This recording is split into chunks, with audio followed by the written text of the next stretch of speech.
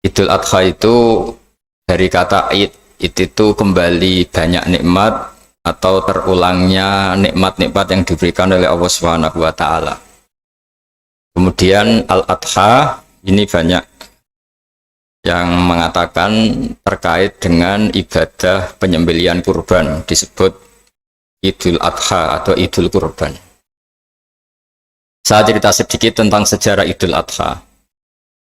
Dulu ada seorang malaikat yang menjelma sebagai manusia dan beliau ini komunikasi dengan Nabi Ibrahim.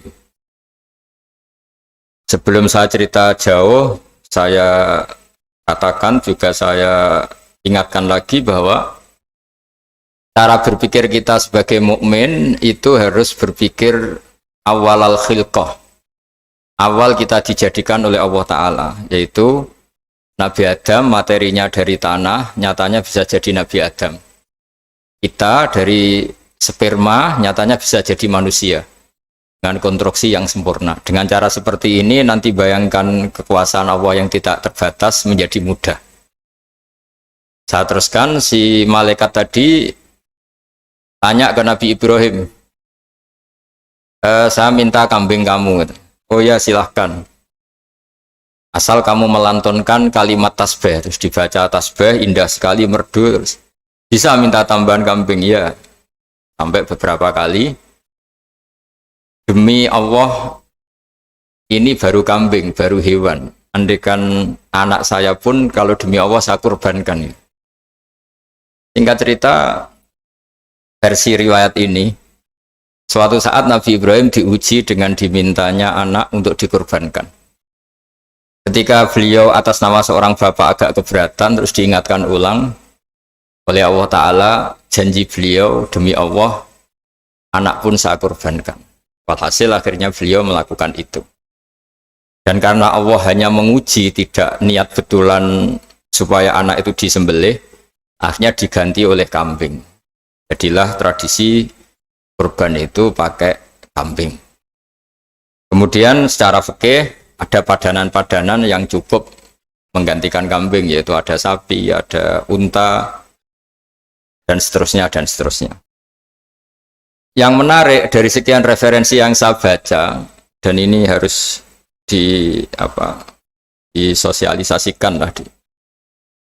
Sebagian versi itu adalah bahwa Nabi Ibrahim ketika diangkat di alam malakut, di alam langit sana, itu ketemu Allah, kemudian Allah tanya, Ibrahim, banyak hamba-hambaku yang durhaka, tidak tahu saya sebagai Tuhannya. Terus kata Ibrahim, usul ya fa'amidhum, bunuh saja ya Allah. Setelah itu tanya lagi, ada yang pezina, ada yang koruptor, ada yang pokoknya dosa-dosa yang buruk sekali. Dan di semua itu Nabi Ibrahim usul, mereka hidup di bumi engkau ya Allah, makan rezekimu ya Allah, maka mereka enggak sopan sekali, enggak ngerti engkau. Terus singkat cerita minta itu diadab, siksa.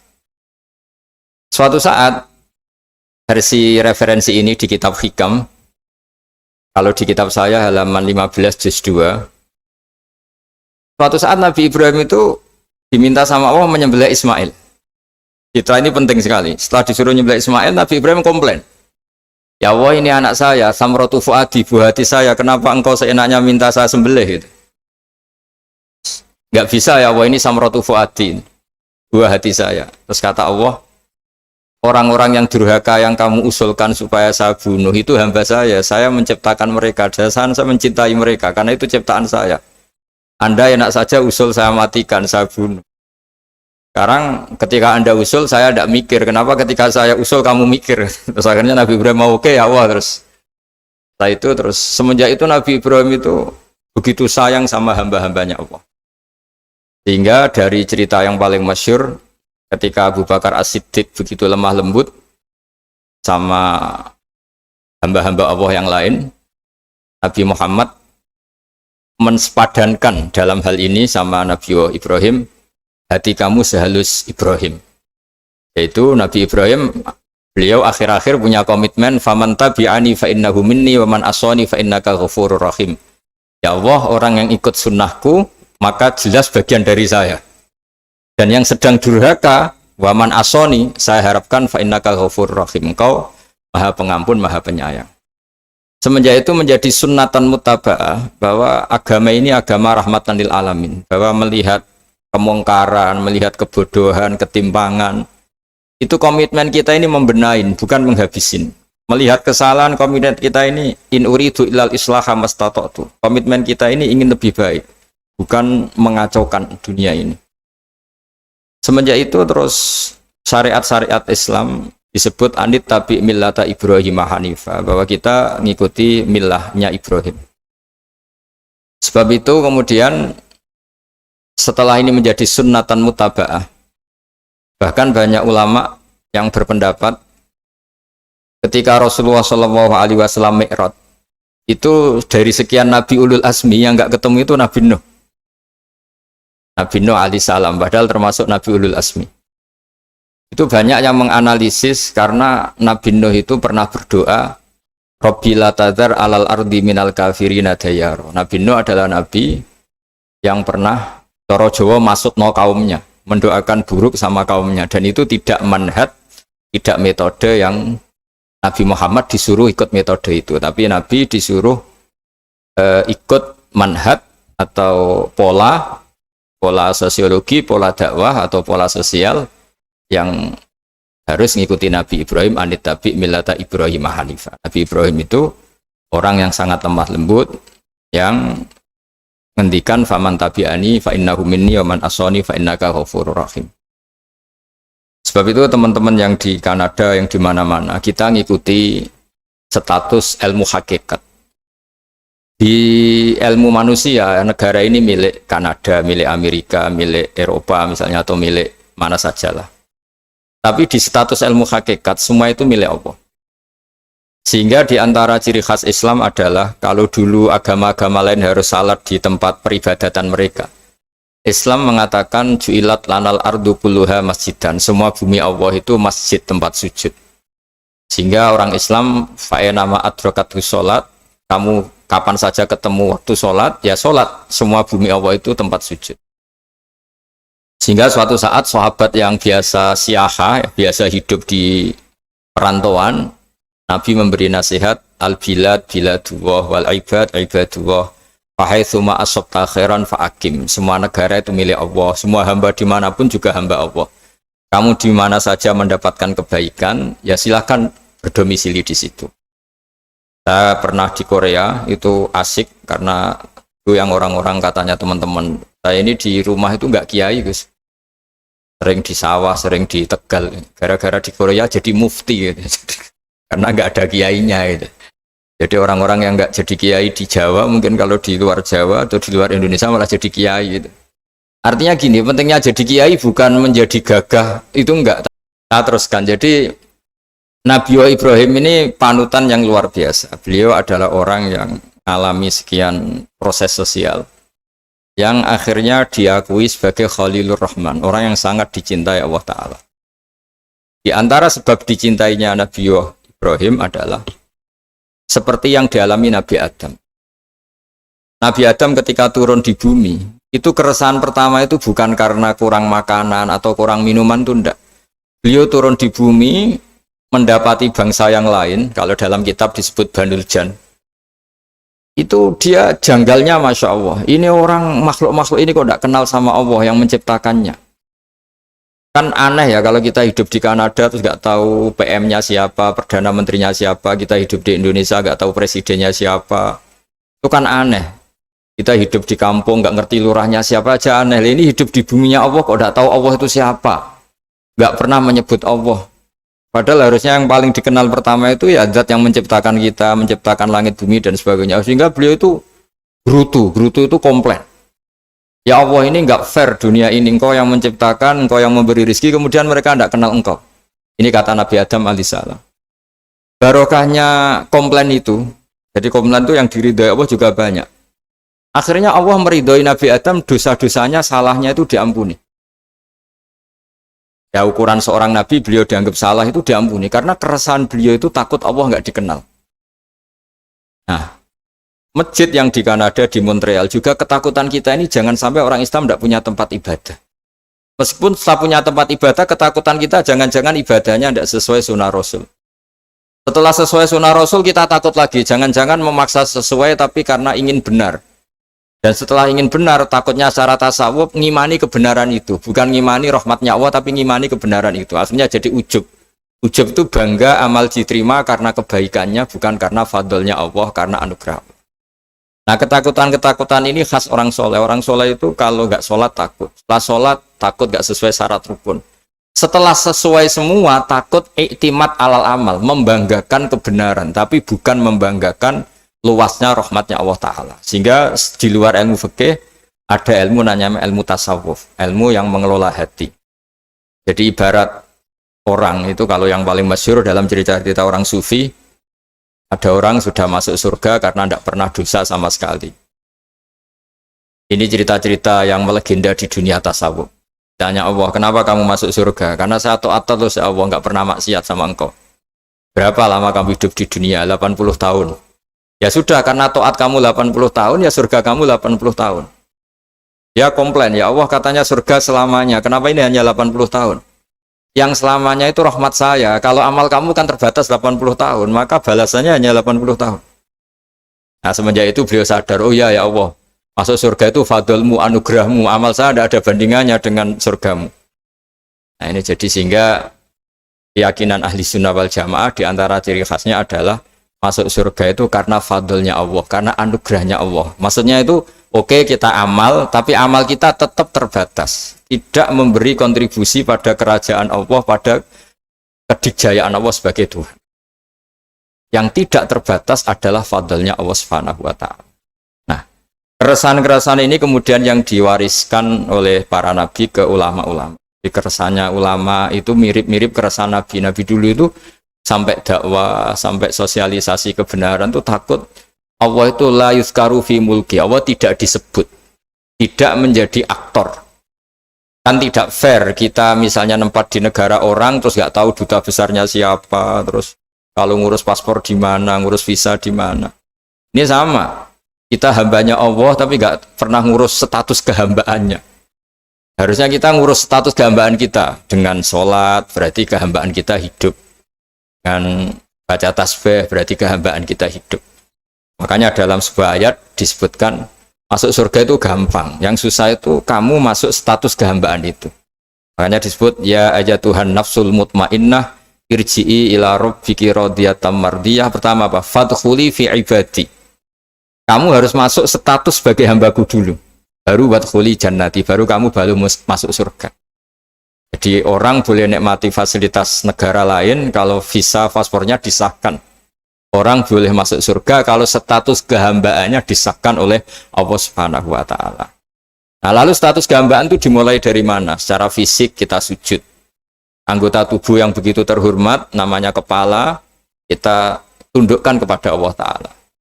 Hati kita, akal kita yang ingin menguasai dunia misalnya, ambisi itu kita kalahkan untuk hanya tunduk kepada aturan-aturan Allah Subhanahu wa Ta'ala. Kekhawatiran kita akan menghadapi alam akhirat, nah ini yang penting. Nanti setelah kita mati kayak apa, jadi debu, jadi tanah, lalu bangkit kita gimana? Sebagaimana mukadimah saya, ingatlah an-nas atil ula. Ingatlah penciptaan pertama, bahwa Allah punya reputasi menciptakan Nabi Adam dari tanah, dan di tubuh Nabi Adam itu tersimpan calon generasi berikutnya ila yaumil qiyamah. Kayak apa susahnya bikin Nabi Adam kalau andikan kita boleh berpikir. Bikin satu master manusia yang akan melahirkan manusia seluruh dunia. Ibaratnya chipnya itu sudah ada di punggung Nabi Adam. Dan itu materinya dari tanah. Dengan berpikir gitu, maka ketika kita meninggal, sudah jadi tanah, kembali lagi jadi manusia adalah hal yang mudah. Karena Allah punya reputasi menciptakan manusia super, yaitu Nabi Adam dari tanah. Jika setiap kali kita iskal janggal terhadap kekuasaan Allah, kata Allah Ta'ala, Qul yuhyihalladzi ansha'aha awwala marrah. Kalau kamu janggal terhadap kemampuan saya, kemampuan kami menghidupkan tulang belulang yang sudah rapuh, sudah hancur, maka ingatlah reputasi saya, kata Allah, reputasi kami menciptakan Adam dari tanah. Ya, para nabi itu, ini semoga teman-teman yang di Kanaja masih ingat betul iman yang dilatih para guru kita di Jawa, di Indonesia. Para nabi itu saking imannya sama Allah, itu ndak ada sampai kasarnya itu nggak tahu bedanya antara hal itu masuk akal maupun ndak. Saya beri contoh begini, kalau dalam ilmu tauhid, dan ini harus kita latih terus sampai ketemu Allah Ta'ala. Ketika telur jadi ayam, itu sebetulnya itu kita juga tidak ikut mampu bikin telur jadi ayam.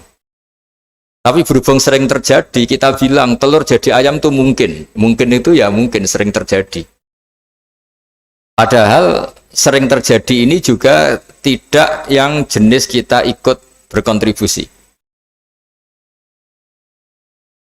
Lalu ketika sering terjadi ini kita bilang itu mungkin. Padahal saat kita bilang mungkin, juga hakikatnya kita tidak ikut menciptakan telur menjadi ayam. Lalu karena seringnya telur jadi ayam, kita bilang telur jadi ayam itu mungkin. Mungkin itu gak muhal. Begitu juga bebijian, nanti jadi pohon besar yang rindang, yang berbuah, kita katakan mungkin. Kenapa kita katakan mungkin? Karena itu sering terjadi. Oh, kita pun tidak ikut menciptakan biji jadi pohon besar, telur jadi ayam. Artinya apa? Zaman sesuatu itu sering terjadi, kita pun sebetulnya tidak pernah ikut menciptakan.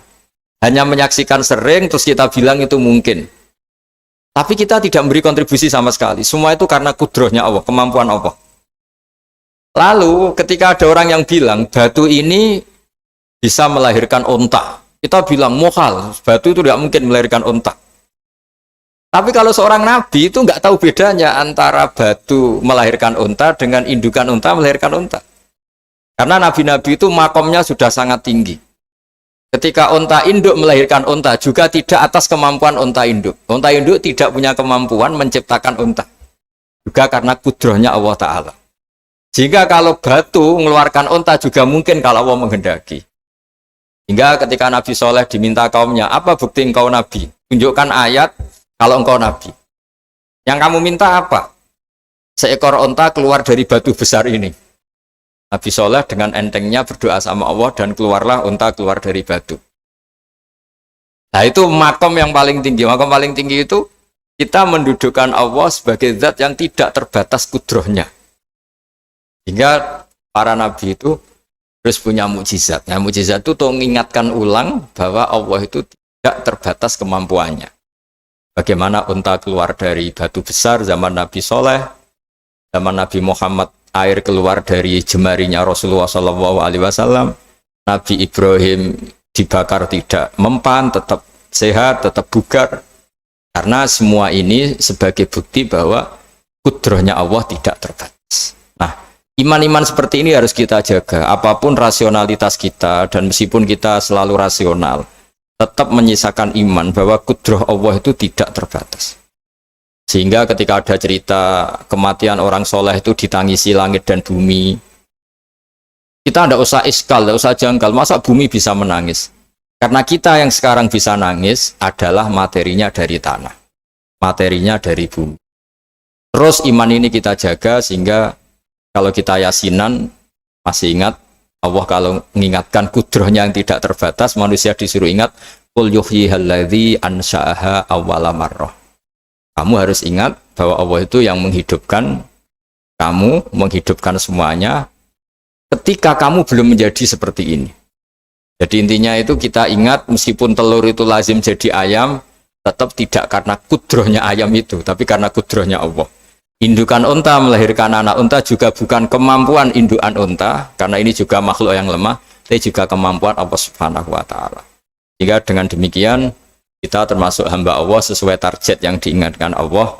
Falamma tabayyana lahu qala a'lamu annallaha ala kulli syai'in qadir. Hamba Allah yang baik adalah hamba ketika menyaksikan fenomena apapun, semua itu li ta'lamu annallaha ala kulli syai'in qadir wa annallaha qad ahata bi kulli syai'in ilma. Apapun di alam raya ini, semuanya itu bukti bahwa Allah ala kulli syai'in qadir, Allah kuasa, dan Allah meliputi semua makhluknya dalam pandangannya, dalam pantauannya.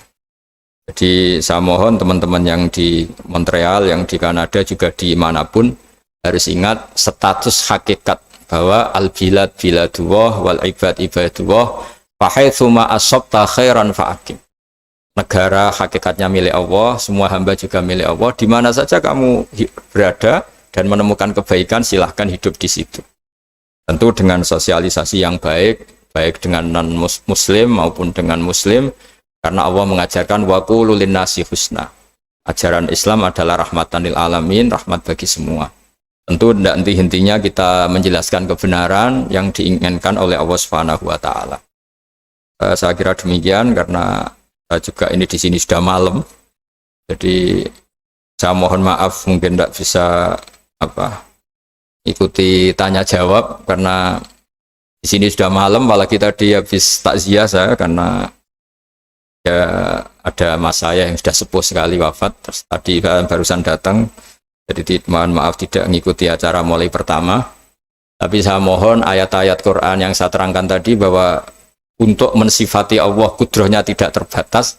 Ingatlah bahwa kita yang secerdas ini, yang sehebat ini, kita semua manusia yang cerdas begini, matanya bisa melihat, hatinya bisa merenung, otaknya bisa berpikir cerdas, itu dari materi tanah. Dan Allah mampu. Allah bisa bikin orang miliatan gini dari satu orang manusia namanya Nabi Adam. Kayak apa susahnya bikin konstruksi Nabi Adam kalau boleh dibahasakan. Dan itu Allah punya reputasi mampu. Dengan cara seperti itu kita akan gampang iman bahwa kita setelah meninggal dan menjadi tanah, ya sama seperti kita masih hidup. Zaman kita hidup ya tidak tahu cara kerja jantung kita, nafas kita, uratnya gimana, terus sistem tubuh. Meskipun ilmu medis ngerti mengurai itu, tapi tetap saja hanya ngerti, tidak menciptakan. Yang menggerakkan jantung, organ tubuh kita tetap Allah Subhanahu wa taala. Dia yang Al-Fa'ilul Mukhtar, dia yang semuanya mengendalikan kita.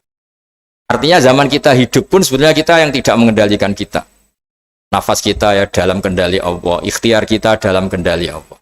Sama setelah kita mati juga dalam kendali Allah. Ya guru-guru kita semuanya melatih inna sholati wa nusuki wa mahyaya wa mamati lillahi rabbil alamin. Hakikat ibadah kita, hakikat hidup kita, hakikat mati kita, semuanya tidak dalam kendali kita.